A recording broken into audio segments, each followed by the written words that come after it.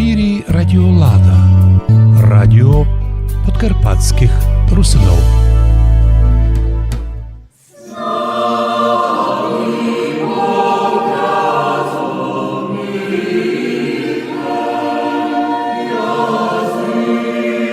Ви слухаєте Радіо Лада в другій передачі, як співають духовні піснопіння русини, воєводини автономної частини Сербії. У першій передачі ми говорили про їх інтересну історію. У цій передачі предлагаємо послухати нові благодатні піснопіння, які співають русини села Дьордьово, знаменитий у них там хор імені Розанова.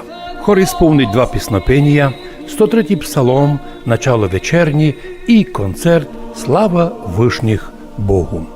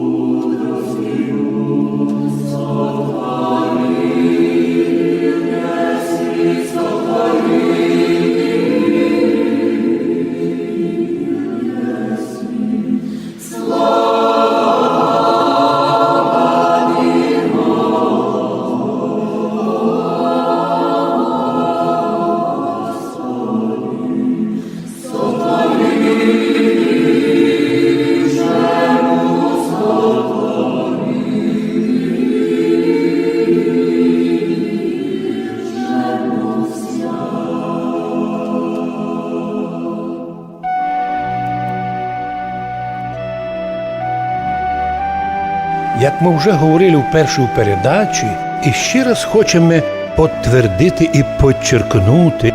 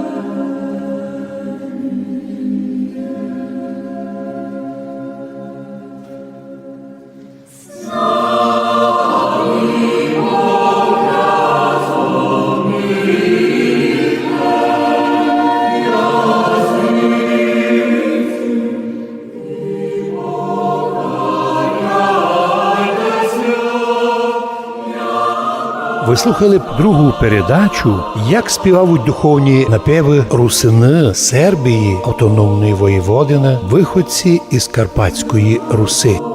яка у них інтересна історія, і то, що вони сохранили, присокотили, як зіницю ока. Най Бог поможе їм і дальше, як і всім русинам, сокотити своє, і Бога благодарити, і сокотити отот язик, котрий ти дала мамка, як акцентував професор Іван Туряниця, що вопрос національності рішається просто.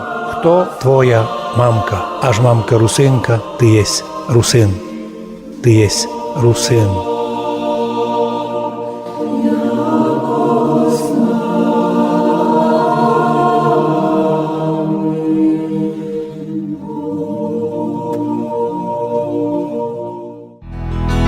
Ви слухаєте Радіо Лада в програмі «Возрождение». Ви слухаєте Радіо Лада, радіо подкарпатських русинов, Радіо Лада.